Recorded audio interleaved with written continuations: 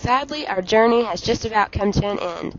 It's time to leave Daegu and head back to Seoul before we get back to the United States.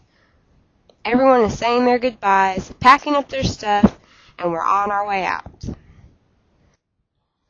We all make it to the bullet train station, our transportation back to Seoul. The train pulls in and we all settle in for a couple hours, much better than the 5 hours it took on bus from Seoul to Daegu. At Seoul, we still had some time for some sightseeing, so we stopped at Gyeongbok Palace. Sitting between the four mountains in Seoul, it's a beautiful place to see the difference between Old Seoul and New Seoul. Standing watch over the palace gate are soldiers in traditional attire.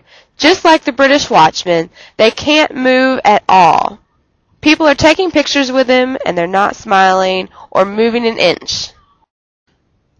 On the inside of the palace, we got to look at the king's throne. It had a beautiful mural behind it. Inside of this room, there was plenty of room for the court. As you can see, there's lots of beautiful pottery, and all the walls are hand-painted. The color means that he is of high importance. There were beautiful paintings and murals on the walls and on the ceilings.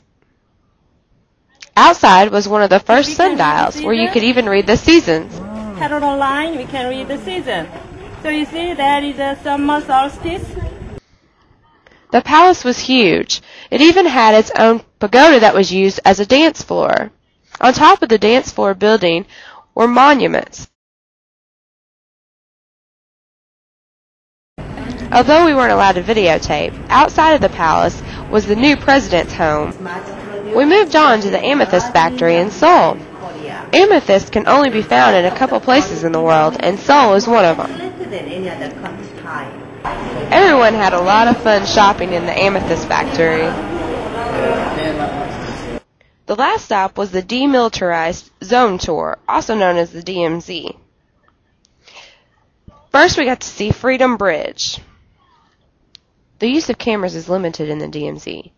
The DMZ was created in 1953 by the United Nations to separate North Korea and South Korea. We made it to Dorison Station, which is a railroad station situated on the Gyeonggi Line, which once connected North and South Korea, and now has been finally restored. Our own President, George Bush, visited South Korea President Kim Dae-jung one time at Dorison Station. At the station you can find a lot of historical information and a lot of beautiful artwork.